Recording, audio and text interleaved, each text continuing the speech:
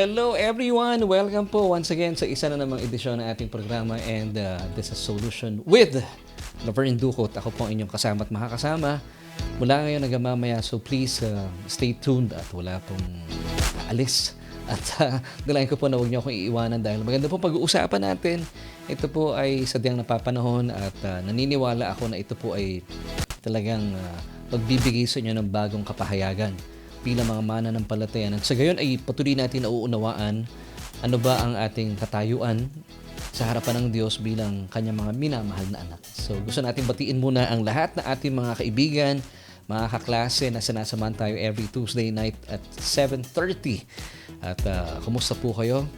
Purihin po ang Panginoon dahil kayo po ay sinasamahan na naman ako at hindi ako iniiwan. Bagaman last Tuesday ay hindi po ako ninyo nakasama dahil kami po ay kinakailangan tumungo po sa Quezon for a reunion. Of course, reunion po na aming mga minamahal sa buhay, specifically ni Mami Jo sa kanyang mga kamag-anakan. And of course, nandun po kami at salamat dahil after a long time ay nakasama po namin sila doon. At thank you po for having us sa Maraig reunion. Yan ang sa mother side ni Mrs. yung reunion. At ako po ay talaga nag-enjoy with her family. At ang ganda po na aming mga kwentuhan. At na-meet ko rin po yung mga pinsan ni Mrs. So maraming salamat po sa mga kaibigan natin, mga pinsan ni Mrs. dyan sa... Saan nga ba kami po? Anong part sa Quezon yun? Tayabas? Sa Tayabas. So maraming salamat sa mga kapatid natin yan and we hope to see you soon. And of course, kila Tatay Noli, maraming salamat po for blessing us. Ang dami pong ulam na pinadala sa amin hanggang namin pong pag-uwi sa Manila. At salamat po dahil nakasama namin kayo last Tuesday afternoon. So Tatay Noli, maraming salamat po and see you soon. And of course, gusto kong pasalamatan si Ate Amiel na nakasama po namin all the way from Las Piñas to Tayabas, Quezon at namasyal pa po kami. Hindi ko maalala yung lugar eh. Basta kami po ay bumili doon ng ano ba yung masarap na longganisa? Ano ba yung longganisa natin? Lukban. Longganisang lukban yan. Maraming salamat na hindi naman kalayuan eh. 20 minutes from Tayabas kami po yung nakarating doon. So salamat Ate Amiel at talaga namang purihin ng Diyos sa iyong buhay. And of course, sa gabi pong ito, gusto ko munang batiin ang mga kasama natin, si Brother Fidel Gabiola. Thank you so much, Brother Fidel. Talagang pagpapala po kayo sa buhay namin. At si Ate Chi, na I'm hoping nakasama natin siya ngayon, nanonood via TikTok.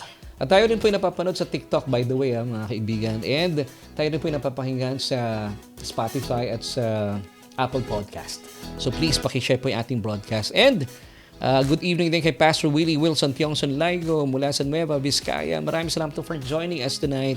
Sister Norma Vitales. Hindi ko alam kung nandito na si Sister Norma sa Philippines kasi ang alam ko siya ay papauwi. So Sister Norma, thank you for joining us as usual every Tuesday night. Si Teacher Maria Lasso, kilala po sa amin sa church bilang si Tita Nelly. Teacher Nelly, maraming salamat po sa inyo, teacher, for joining us. Of course, si Sister Maylene Patalino Magadia. Maraming salamat po, Sister Maylene, for joining us tonight. At si Ate Andeng San Andres, si Brother Alan, ang kanyang butihing hubby, at sa mga kaibigan po natin dyan sa Taytay. Magandang gabi po sa inyo and samahan po kami dito yan sa ating mga pag-uusapan at maganda po yung ating talakayin ngayong gabi. And before tayo magtuloy-tuloy sa ating mga pag-uusapan, siya nga pala, every Thursday night, meron tayong Sonship Fellowship na kung saan ay, ito po ay on-site na Bible study na kung saan ay ginaganap po ito sa ating church. Ito po ay tuwing alas 6 ng gabi at tayo po ay sama-sama mag-aral ng salita ng Panginoon. At ang atin pong location ay sa church that's located in Unit 114, Tia Maria Saro Building, CV Star Avenue, Pamplona 2, Las Piñas City. So please, join us kung kayo po ay naghahanap ng Bible study on-site. Hindi po ito online. Kasi ito yung online natin every Tuesday. But every Thursday, we call it Sonship Fellowship at 6 p.m. Magkita-kita po tayo sa church at mag-aral ng salita ng Panginoon. Amen. So maraming salamat. Excited na ako. Thursday na naman. And ang ganda po na ating mga pag-uusapan. Ito po ay napapanahon. Of course, dito lang po yan. Wala kayong dahilan para bumitaw at samahan po ko sa ating mga pag-uusapan. Dito yan sa ang programang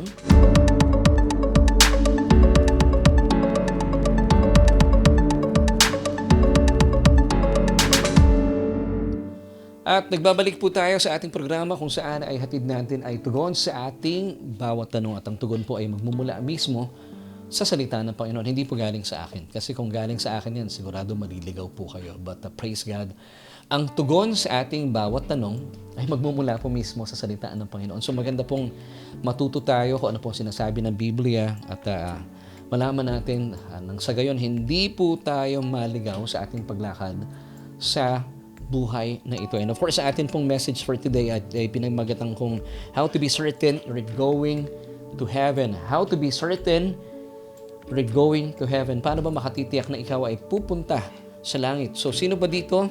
Taas po ang kamay. Para nakikita ko lang, no? Pakilagay sa comment section. Amen. If you believe that you're going to heaven. Pakilagay nga po sa ating comment section. Yes, I believe I'm going to heaven. So, ang atin pong message for tonight is entitled How to be certain you are going to heaven. Yan. So, ang atin pong question for tonight, para po sa atin pong pagpapatuloy sa ating mga pag-uusapan. So, kaibigan, ito yung ating question for tonight. Gusto ko po kayo po ay makakasama natin sa ating mga pag-uusapan. So, simulan natin sa katanungan na ito. Yan, what causes man to go to hell? Magandang question po ito, no? What causes man to go to hell? What causes a man to go to hell? So ano ba yung dahilan bakit po ang tao ay napunta sa impyerno? So importante po maintindihan natin sa atin pong message entitled How to be certain you're going to heaven. So importante rin po bilang mananampalataya, alam natin what causes a man to go to hell. Ano nga ba yung dahilan bakit ang isang tao ay pupunta sa impyerno?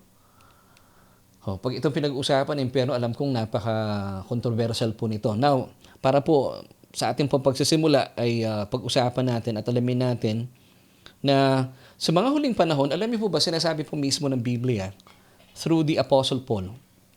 At alam ko po tayo po ay nasa huling mga panahon na.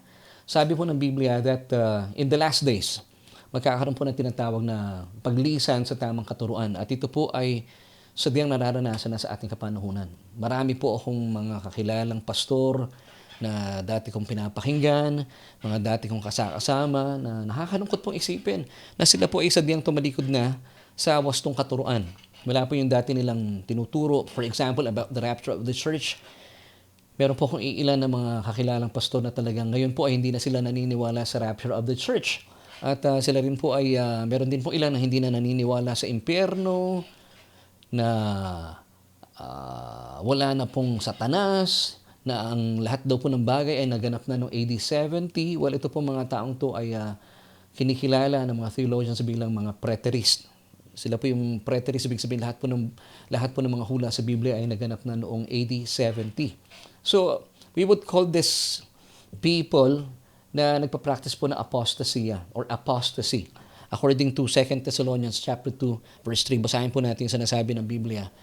Bilang patunay po sa aking sinasabi kanina, 2 Thessalonians chapter 2 verse 3, let no one deceive you by any means, for that day will not come unless the falling away comes first, and the man of sin is revealed, the son of perdition. Yung pong sinasabi dito na that day will not come, yung second coming ng ating Panginoon. So mangyayari daw po muna bilang bahagi po ng ating mga hula na mararanasan o mga prophecies ay magkakaroon po ng tinatawag na apostasya. Ito po ay wikang Griego. It means rebellion, falling away, turning away, departure from the faith, going to the opposite direction. So ito daw po muna ang magaganap bilang patunay na ang mga huling panahon ay nangyayari na. So ito po ay ilan sa mga prophecy na kabilang sa second coming ng ating Panginoon Hesukristo. At isa po sa mga apostasy sa panahon ngayon ay, gaya po ng sinabi ko kanina, ay dapat po maunawaan natin na ang impyerno ay totoo. Pero marami na po nagtuturo sa ngayon na wala na raw po impyerno. Ang impyerno daw po ay metaphorical lang. But the Bible tells us differently. Ang impyerno po ay sa Biblia ay mababasa natin, ito po ay totoo. This is very real. At ito po ay physical na lugar na kung saan dito po ay mararanasan ang masidhing pagdurusa ng tao. Silang mga hindi kumilala sa nananaga ng biyaya ng Panginoon. So ito po, naniniwala ko na ito po ay isang physical na lugar. It's a physical place according to Mark chapter 9 verse 47 until 48. So basahin po natin at bibigay ko sa inyo yung mga talatang ito bilang patunay. And if your eye causes you to sin, pluck it out. It is better for you to enter the kingdom of God with one eye rather than having two eyes to be cast into hellfire. And then sabi po nung susunod na mga talata sa verse 48, where the worm does not die and the fire is not quenched. Basahin natin sa Tagalog. At kung ang isang mata mo ay naging sanhi ng iyong pagkakasala, dukutin mo ito, mabuti pang pumasok ka sa kaharian ng Diyos na kulang ng isang mata kaysa may dalawang mata, itapon ka sa impyerno. At tinukoy po dito, physically, ano po yung meron sa impyerno? Doon hindi namamatay ang mga uod at mga apoy. So malinaw po na talagang meron pong impyerno, it's a physical place na kung saan mararanasan po ang masidhing pagdurusa. Hindi lang basta pagdadalamhati, ito po yung pagdurusa. Bagaman, sabi nga kanina, ay marami na po nagtuturo sa ngayon, wala na raw po impyerno. Nakakalungkot. And I believe that indeed we are in the last days, sabi ng Panginoon, through the Apostle Paul, na mangyayari po in the last days yung tinatawag na apostasia in Greek. In English, it's apostasy, turning away from the sound doctrine. At ito po ang nangyayari sa kasalukuyan. Now, importante din po na maintindihan natin na ang impyerno po, this is good news, mga kaibigan at mga kababayan. Ang impyerno daw po, sabi ng Biblia, at I believe this is good news for everyone, hindi po ito nilikha para sa mga tao. Ito po ay sadyang nilikha para kay Satanas at sa kanyang mga anghel. Now let's read Matthew 25 verse 41. Then he will also say to those on the left hand, depart from me, you cursed, into the everlasting fire prepared for the devil and his angels. So malinaw po dito sinasabi na ang impyerno ay it was not made for people like you and me, but for Satan and his angels. But ang nakakalungkot pong isipin, ang katotohanan ay maraming taong napupunta ron at sabi po ng Biblia pa, ang impyerno daw po ay papalaki ng papalaki sa sukat. According to Isaiah chapter 5 verse 14, bibigyan ko sa inyo talatang ito bilang patunay na ito po ay lumalaki ayon sa kanyang sukat. Therefore, Sheol, it's in Hebrew, it's a place for the departed ones or the dead. Therefore, Sheol has enlarged itself and opened its mouth beyond measure. So malinaw mga kapatid, bakit daw po ito lumalaki? Kasi ang tao po, binubulid niya ang kanyang sarili sa impyerno. Hindi po ang Diyos. Kaya po maraming mga unbelievers na natitisod. Akala nila, sinasabi ng mga mananampalataya, ang nagbubulid sa tao sa impyerno ay Diyos. Hindi po. At napapatanong sila, kung mapagmahal ang Diyos, bakit niya ilalagay ang tao sa impyerno? But the truth is, mamaya po sa pagpapatuloy natin, malalaman nating tuwiran na ang Diyos po ay, isipin niyo po ito ang impyerno ay nilikha niya hindi para sa mga tao. Nakagaya ko at kagaya mo, ito po ay nilikha niya sa mga kampo ni Satanas at kay Satanas. Gaya po ng binasa natin kanina. At samantala, nakakalungkot po, papalaki ang sukat ito dahil ang tao po ay pilit niyang inilalagay ang kanyang sarili doon. Paano? Malalaman natin mamaya yan. At sa pagpapatuloy po, balikan natin yung ating question for tonight. What causes man to go to hell? So what do you think? What causes a man to go to hell? Now, ang puso po ng Panginoon ay hindi mapunta dyan ang tao because gaya po na sinasabi ng John chapter 3 verse 16 until 17, for God so loved the world. Palitan natin yung word ng you. For God so loved you that He gave His only begotten Son, that whoever believes in Him should not perish but have everlasting life. Sa pagpapatuloy po, verse 17, for God did not send His Son into the world to condemn the world, but that the world through Him might be saved. So wala po sa bokabularyo ng Diyos nang kondenahin ng tao. Bagkus ibinigay niya po ang kanyang bugtong na anak, not to condemn you, but through Him, you might be saved. Ganun po ang puso ng Panginoon. Ayaw kanyang mapahamak because He loves you so much. Pero Ang nakakalungkot po dito, to answer the question, what causes a man to go to hell? Ang tanging kasalanan po na maghahatid po sa tao sa impyerno, it's the sin of unbelief or the final rejection of Jesus Christ and His finished work on the cross. Ibig sabihin, bagaman ito po i-offer yung invitation ng Diyos sa tao na tanggapin si Kristo ang kanyang bugtong na anak bilang kanilang Panginoon at tagapagligtas, pero kung patuloy niyo pong nire-reject ang offer na ito ng Diyos na libreng kaligtasan, hindi po nyo talaga mararanasan ang kaligtasan mula sa impyerno. Kasi yung mismong kinakailangan mo at natatanging dahilan para ikaw ay maligtas, tinatanggihan mo, talagang wala pong pagkakataon na ikaw ay maliligtas. Kaya po ang importante dito ay maunawaan natin na ang kaligtasan po ay madali lang. Ito po ay salungat, Uulitin ko para po sa mga nakikinig sa atin. At alam ko maraming mga kilay ang tataas, pero sa totoo lang I will tell you this, and this is good news. Alam niyo po ba na napakadali lamang maligtas? Uulitin ko po. Alam niyo po ba na madali lang talagang maligtas? Ang nagpapahirap lang ang tao.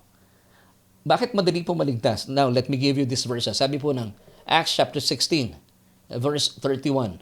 Tingnan niyo po ito bilang patunay kung bakit po napakadaling maligtas. So they said, believe on the Lord Jesus Christ and you will be saved, you and your household. Now, church, ang dali pong maligtas. And even po sa mga kababayan natin nakikinig sa ngayon. Yung church po, kinakausap ko mga mananampalataya. So tanggalin natin sa kaisipan natin na mahirap maligtas. Yun po ay, it's a lie from the pit of hell.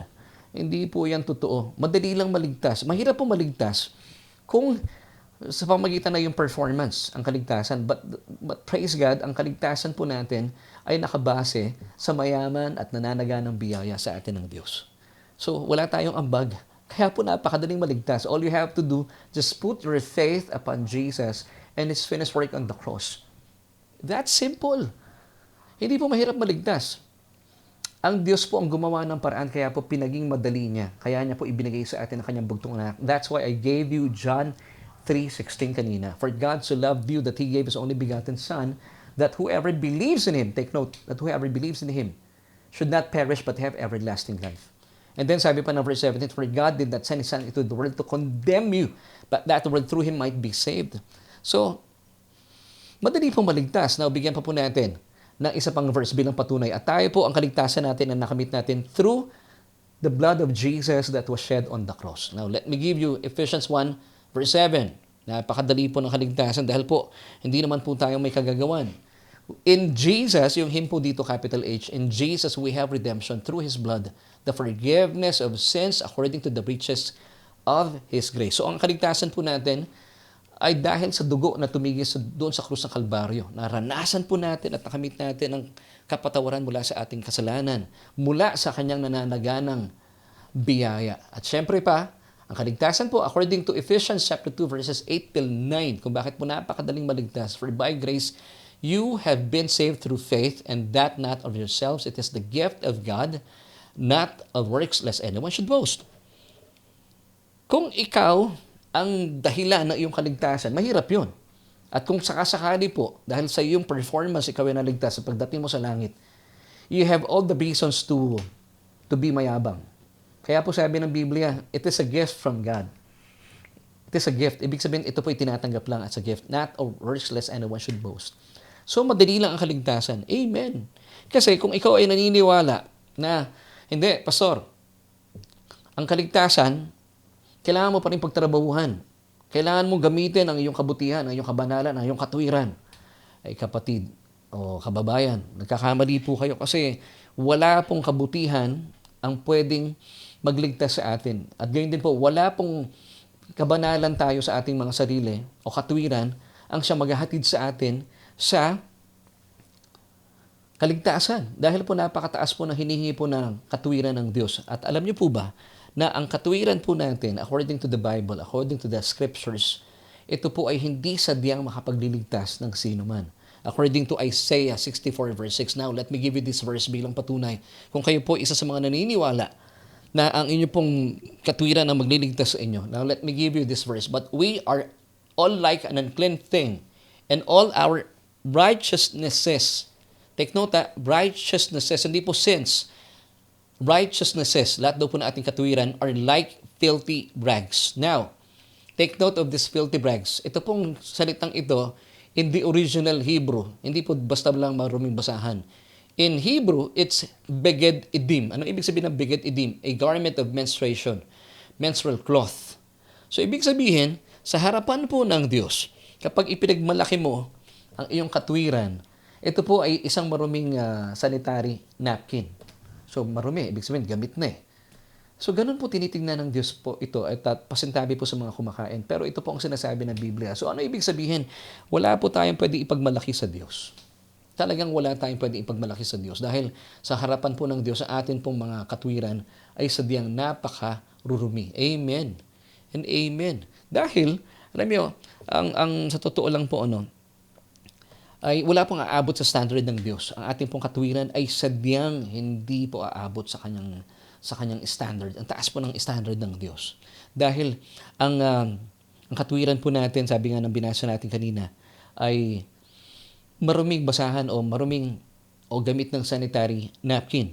Pero, pinadali po ng Diyos sa ating kaligtasan. Kung atin pong ibibigay ang ating pagtitiwala, ating pananampalataya kay Kristo at sa kanyang mga tinapos na gawa sa krus ng Kalbaryo, ito po ay magliligtas sa atin at mararanasan po natin, gaya po ng sinasabi ng Biblia, na yung po kasing tinatawag na makasalanang kalikasan na tinataglay po ng bawat isa, o yung, sa English we call it sinful nature.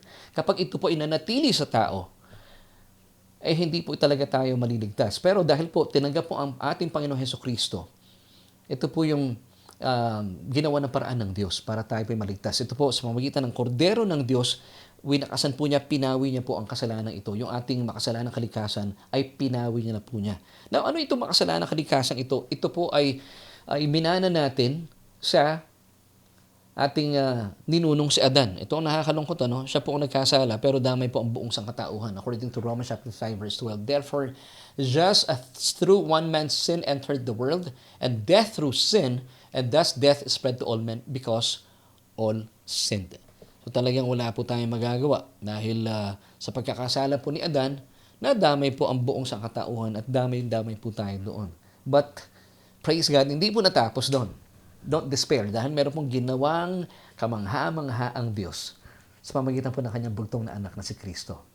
Now, tingnan po natin itong talatang ito na kung saan ay makikita natin how to be certain that we're going to heaven. So kung kayo po ay nagtiwala sa ating Panginoon Hesukristo bilang ating Panginoon at sariling tagapagligtas, tingnan po natin ano ba yung kasalanan, nag-iisang kasalanan at tatanging kasalanan na magbubulid sa tao sa impyerno. Importante po maintindihan natin ito. Now, let's go to John chapter 1, verse 29. The next day, John saw Jesus coming toward him and said, "Behold, the Lamb of God who takes away the sin of the world." Alam niyo po sa wikang Griego, yung pong salitang sin ay meron pong dalawang kahulugan. Napangkaraniwan po sa atin sa Pilipino, pag sinabi natin kasalanan, ito ay laging pandiwa. Pagnanakaw, pambababae, panggagancho, pambubudol, pagsisinungaling. Pero sa wikang Griego, napakayaman po nito at meron po itong dalawang prominenteng kahulugan. Now, alamin po natin, ano ba yung two Greek words ng sin at yung kanya pong mga kahulugan. So, tingnan po natin. At nang malaman po natin, ano ba yung sin na binabanggit po sa John chapter 1 verse 29 na winakasan na ating Panginoong Hesukristo. So, two Greek words of sin and its meanings. The first one is hamartia, that's sinful nature. Ito yung noun, ito yung pangalan. And then, yung second term po na sin, it's hamartano, which is the sinful acts, the verb. Ito yung pandiwa. Now, going back sa ating talata, John chapter 1 verse 29, "Behold the Lamb of God who takes away the sin of the world." So, what do you think was that sin na inalis na po ng kordero ng Diyos, ang ating Panginoon Hesukristo? Was it hamartia, the sinful nature, na minana po natin kay Adan? Or the hamartano, the sinful deeds na pandiwa o verb na ginagawa po ng tao? So let's go back to John chapter 1 verse 29. "Behold, the Lamb of God who takes away the sin of the world." Now, yun pong sin dito, it's hamartia. It's the sinful nature. So ito po, ang tinanggal ng ng Diyos sa pamamagitan ng kanyang kordero, of course, that was our Lord Jesus Christ, nung siya po ay nasa krus ng Kalbaryo, ang galing ng Diyos. Tinanggal po niya itong makasalanang kalikasan, no? We call it sinful nature, sa mga taong nanampalataya kay Kristo at sa kanyang mga tinapos na gawa sa krus ng Kalbaryo. Ang tao po, kapag siya po ay nagtataglay pa rin ng hamartiya, ito yung kasalanang minana niya kay Adan. Natural sa kanya, kalikasan po niyang magkasala. Hindi niya po may iwasang magkasala. Kapag taglay-taglay mo hamartiya, gagawa at gagawa ka ng hamartano. Hindi ka talaga makakawala doon. Kasi ikaw ay bihag ng kasalanan. At ang kasalanan ito, na minana mo kay Adan, ito po yung sinful nature. We call it hamartia in Greek. Kapag ikaw ay nagtataglay pa rin, ulitin ko kapag kayo po ay nagtataglay pa rin ng hamartia, wala kang magagawa. Talagang gagawa at gagawa ka ng kasalanan. Kung kaya't ibinigay po ng Diyos ang kanyang kordero, of course, sa ating Panginoong Hesukristo, upang doon sa krus ng Kalbaryo, at siya po ay nagtagumpay, pinawi po niya, tinanggal niya itong makasalanang kalikasan ng mga taong nanampalataya sa Kanya. Kagaya ko at kagaya mo. So, ibig sabihin, bagaman tayo po ay nagkakasala pa rin, because we still live in this fallen world, pero ang difference po natin sa mga taong wala pang relasyon sa Panginoon, yes, nagkakasala pa rin po ako. Bilang mananampalataya, nagkakasala ka pa rin. Pero the difference is, unlike before, pag nagkakasala po tayo, nag-i-enjoy tayo sa kasalanan. Pero ngayon, hindi na tayo nag-i-enjoy sa kasalanan. Actually, kapag nagkakasala tayo, we feel bad. Pero ibig sabihin naman po, pag nagkakasala tayo, wag po nating tatanggapin yung pangungundinan ng kalaban. Tumayo po tayo at aminin natin sa ating mga sarili na yes, nagkamali tayo, but hindi na ito ang ginagawa ng isang taong matuwid sa harapan ng Diyos. So tatayo tayo, inaangkin natin ang katuwiran na inilaan sa atin ng Diyos sa pamamagitan ni Kristo. Yun po yung malaking kaibahan. Amen and amen. Now, paano po magkakaroon ng pagbabago sa ating mga buhay? Paano natin mararanasan ang pagbabagong ito at paano maaalis ang hamartiya na ito? Now, ang sabi po ng Romans chapter 10 verse 9, let me give you this verse. Kailangan po tayong magsuko na ating buhay sa Panginoon sa pamagitan po ng pagtanggap sa Kanya, pagkilala sa Kanya bilang ating Panginoon at tagapagligtas. Sabi po ng Romans chapter 10 verse 9, that if you confess with your mouth the Lord Jesus Christ and believe in your heart that God has raised Him from the dead, you will be saved. Now, pag sinabi pong tinanggap mo siya bilang Panginoon, from now on, inaamin mo sa iyong sarili na siya na po ang nasusunod. Hindi na ikaw.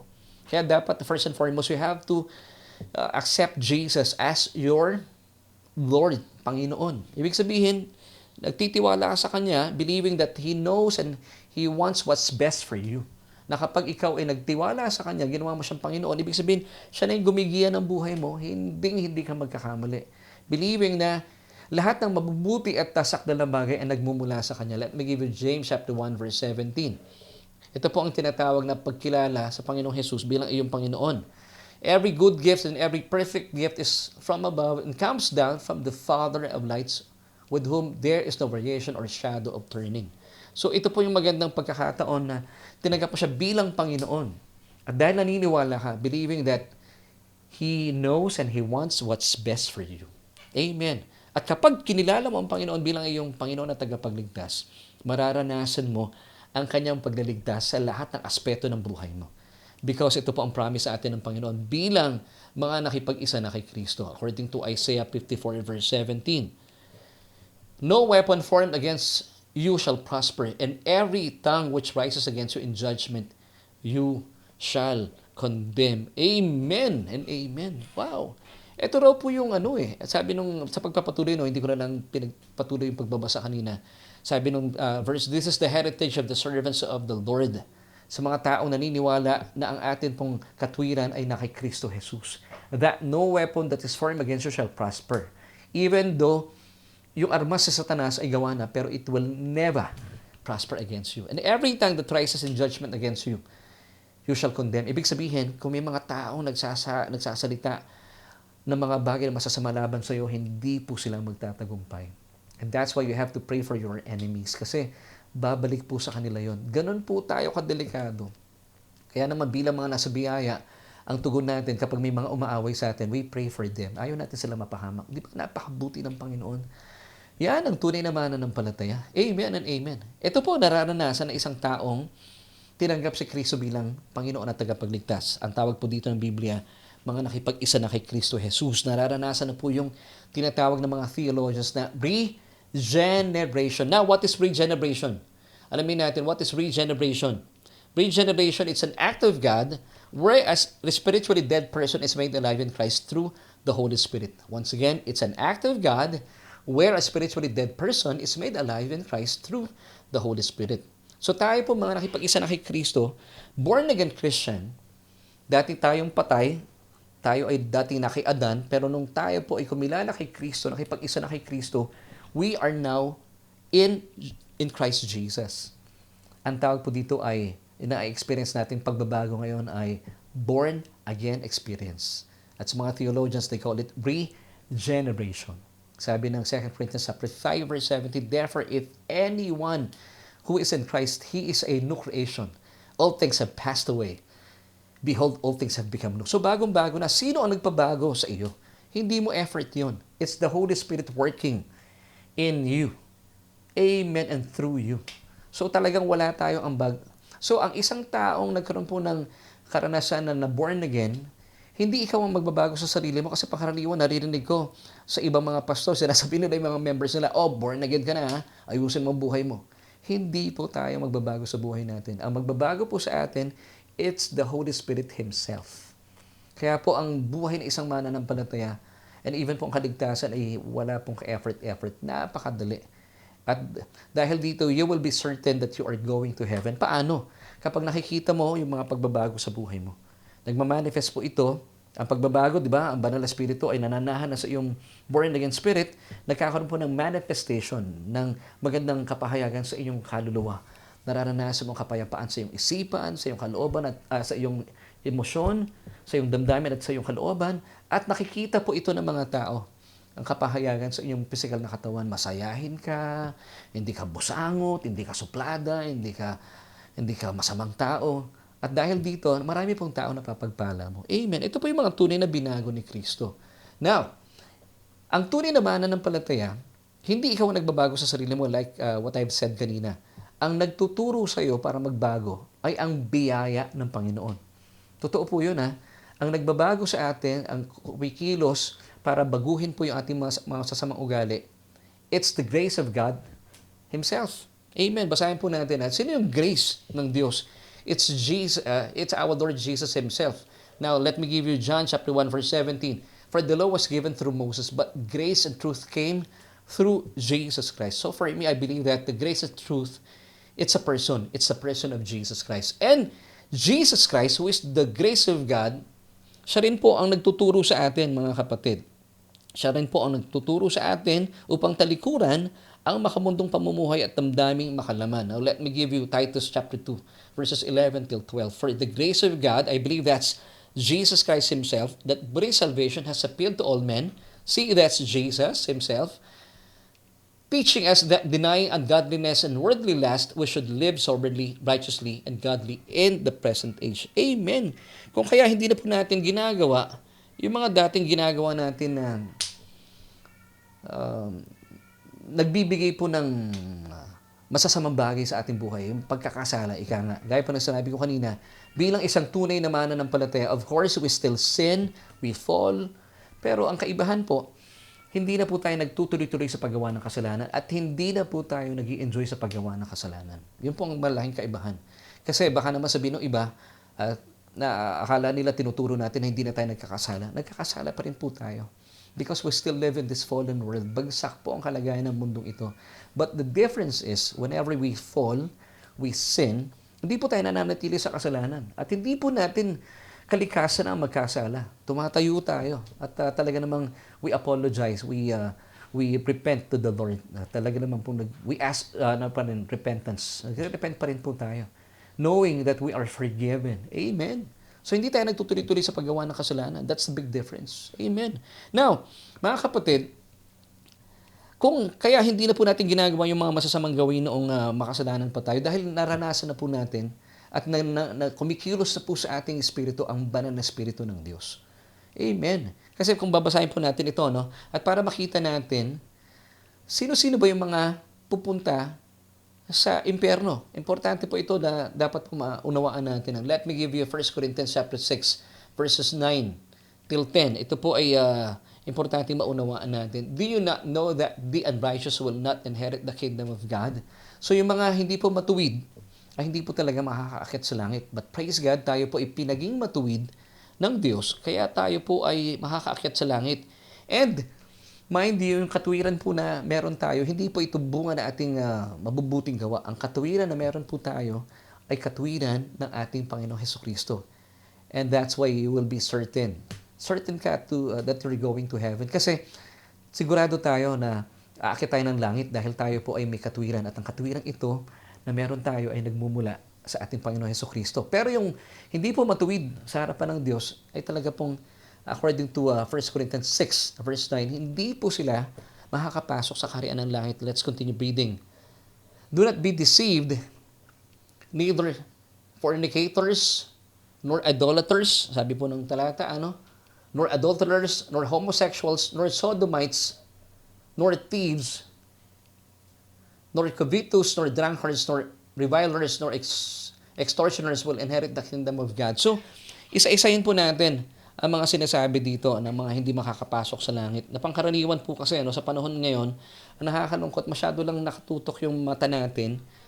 At dahil nga po napaka-controversial itong mga nangyari, at ilan po meron po ilang mga mananampalataya na sobrang mabagsik magbigay na kanilang mensahe.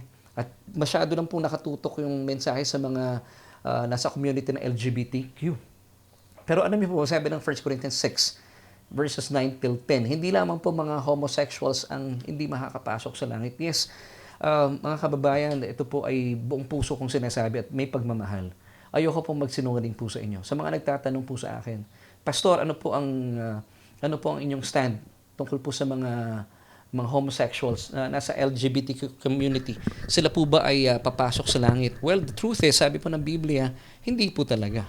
Pero hindi lamang po sila ang hindi papasok sa langit. At binanggit po dito sa 1 Corinthians chapter 6, kasama pong hindi papasok sa langit. At sabi po dito, huwag niyong dayain ng inyong mga sarili. Ang mga nakikiapid, sumasamba sa Diyos-Diyosan, nangangalunya, at nagnanakaw, sakim, naglalasing, nalalait ng kapwa o nandaraya. Kasama po sila sa mga hindi aakyat sa langit. Alam niyo kung bakit? Kasi yung mga tao pong ito, kung bakit po sila ay gumagawa ng mga hindi magagandang bagay, it's because wala pa po yung banal na espiritu sa kanila. Nananatili pa rin po sa kanila yung sinful nature o yung hamartiya. Remember, sabi ko kanina, kapag nanatili po sa tao yung hamartiya, ito lamang po ang siyang maghahatid sa tao sa kasalanan. Now, kung babasahin po natin yung sumunod na talata, sabi ng 1 Corinthians 6 verse 11, ganyan ang ilan sa inyo noon. So, ibig sabihin, tinutukoy po dito ni Apostol Pablo, dati tayong gumagawa ng mga kabuktutan, mga nakikiapid, mga nakikipagtalik sa kapwa lalaki at babae. Ito yung mga pwede natin ituring na nasa LGBT community. So ilan lamang po na mga binanggit dito ang hindi papasok sa langit at kasama nga po talaga yung nasa LGBTQ community. Ayoko pong magsinungaling kasi mahal ko po kayo. Kasi pag sinabi kong hindi ko alam kung kayo ay aakyat sa langit, ako po yung nagsisinungaling. Ibig sabihin, hindi ako nagsasabi ng totoo. But, ang linaw sinasabi ng Biblia. And I'm telling you this with love. Pero hindi lamang po mga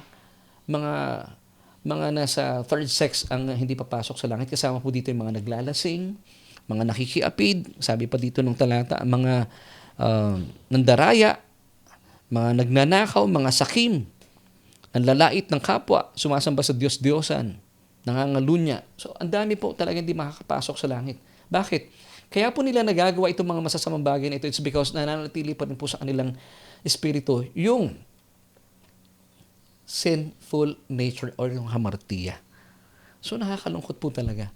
Pero hindi po natatapos dito ang lahat.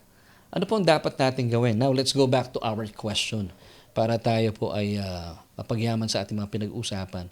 Now, balikan natin ang ating tanong kanina. What causes a man to go to hell? Now, ito po yung answer natin. Let's go back yung ating question kanina. What causes a man to go to hell? And this is our answer. It's the rejection of the salvation offered by God through His beloved Son, Jesus Christ. Amen.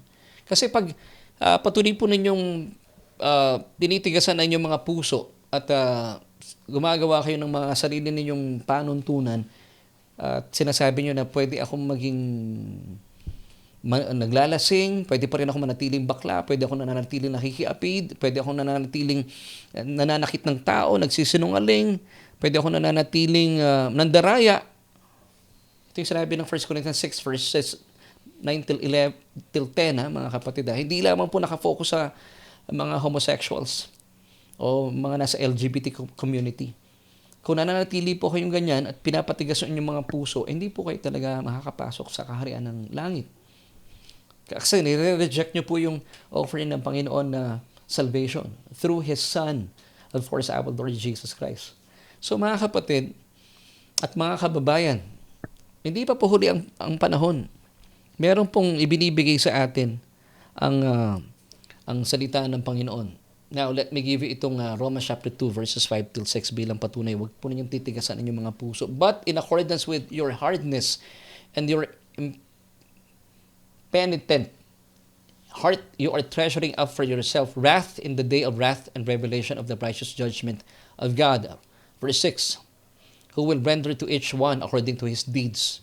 But, sabi po in Romans 6:23, for the wages of sin is death. But, ito po yung magandang pangako sa atin ng Panginoon. The gift of God is eternal life in Christ Jesus. Amen and amen. So mga kapatid, hindi pa po huli ang lahat. Ang ganda po ng sinasabi ng Panginoon sa atin. Ano yung pwede nating solution sa atin pong pinag-uusapan? So this is our solution, mga kapatid, bilang pagpapatuloy para kayo po ay hindi pumunta sa impyerno. Jesus answered and said to him, most assuredly I say to you, unless one is born again, he cannot see the kingdom of God. That's found in John chapter 3, verse 3. John 14, verse 6. Jesus said to him, I am the way, the truth, and the life. No one comes to the Father except through me. And 1 Corinthians chapter 15, verse 22. For as in Adam all die, even so in Christ all shall be made alive. Amen. Now, sabi po ng Biblia, do not marvel in John chapter 3, verse 7. You must be born again. Once again, what is the definition of being born again or regeneration? It's an act of God where a spiritually dead person is made alive in Christ through the Holy Spirit. Ang isang tao po na hindi po nabuborn again, hindi po nagkakaroon ng karanasang ma-regenerate. Ibig sabihin, hindi siya mabubuhay na maguli. Dahil po bilang mga tao, tayo pong lahat ay makasalanan. Inangkin po natin, according to Romans chapter 5, verse 12, yung kasalanan ni Adan. Ang tawag po dito ng Biblia ay makasalanan ng kalikasan, the sinful nature. In Greek, it's hamartia. Kapag nanatili po ang hamartia sa inyong mga espiritu, natural po na gagawa kayo ng hamartano, the sinful deeds. At kapag kayo po inabutan ng kamatayan, kayo po ipupunta sa impyerno. At kapag kayo naman po ibuhay at nananatili po sa inyo ang hamartia, gumagawa ka ng hamartano.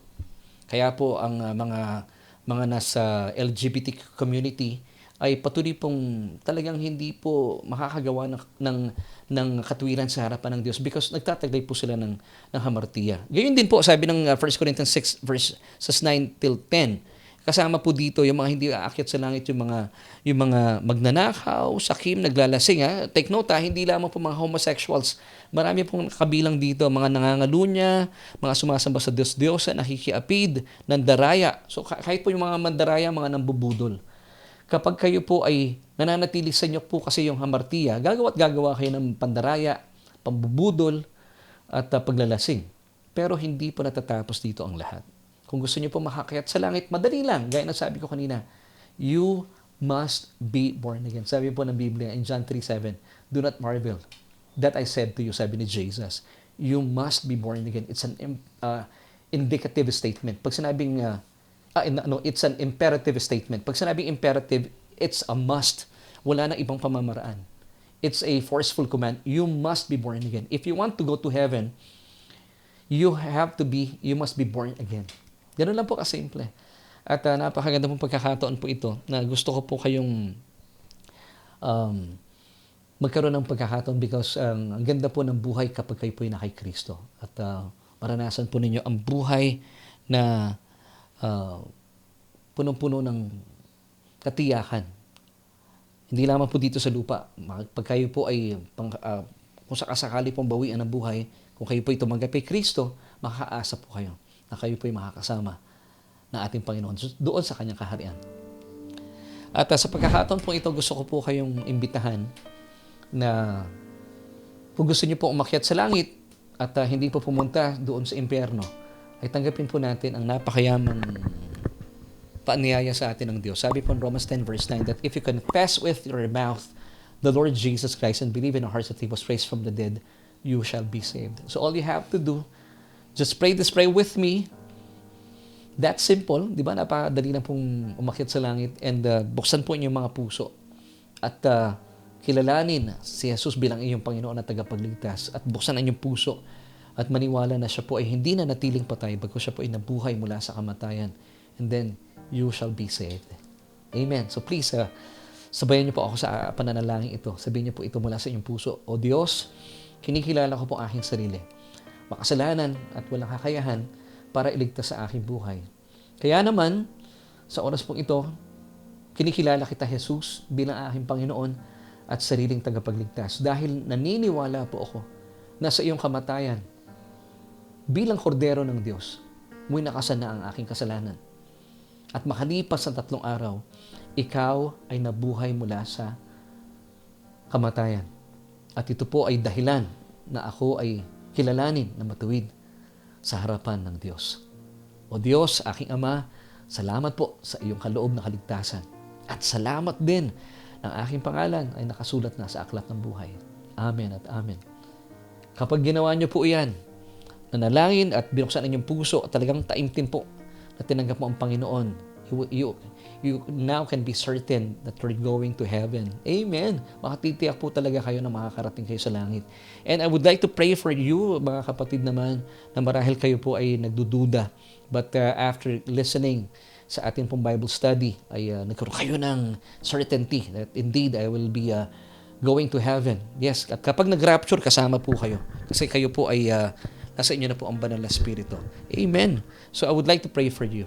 Aba, maraming salamat po dahil sa amin pong Bible study tonight. Ang dami po naming natutuhan at pinagyaman niyo po kami sa mga katotohanan ito. I pray sa mga kaibigan po namin na sila po ay napagpala sa aming mga pinag-usapan. At gayon din po sa nasa mga grupo ng LGBTQ. I pray na hindi po sila nasaktan sa aking binanggit ngayon bilang pagsasabi ko ng totoo. Because Panginoon, nagkaroon po sila ng pag-asa na maranasan ang isang buhay na ganap sa piling mo, O Diyos. Dalangin ko po na kayo po ang tumulong sa kanila. At yun din po, hindi lamang po itong mga kababayan namin mula sa LGBTQ community because sila rin po may mga problema, mga nabubudol at nananatili sa kasalanan. Panginoon, kausapin niyo po sila sa pamamagitan ng episode na ito. Salamat, Lord, for giving us your only Son on the cross.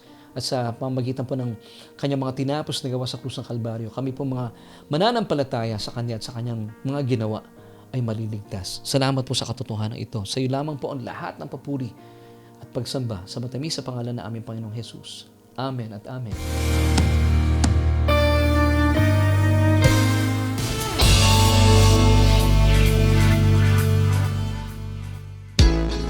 At nagbabalik po tayo dito yan sa ating programa and this is Solution with Laverne Ducot. Maraming salamat for joining me tonight at I pray na kayo po ay napagpala sa ating mga pinag-usapan. At please give us a feedback kung kayo po ay napagpala at nalain ko po na ito po ay naging malinaw sa atin. Na ulitin ko po na para po sa mga kababayan natin sa LGBTQ community, I pray na kayo po ay nagkaroon po ng magandang kapahayagan na ating po mga pinag-uusapan ay hindi po para kayo po ay saktan because ay gusto ko po maging tapat sa inyo. At ang katotohanan, hindi lamang po naman talaga kung kayo po ay nananatili po sa estadong ganyan, ay ang totoo po talaga hindi po kayo makakaakyat sa langit according to 1 Corinthians chapter 6 verses 9 till 10.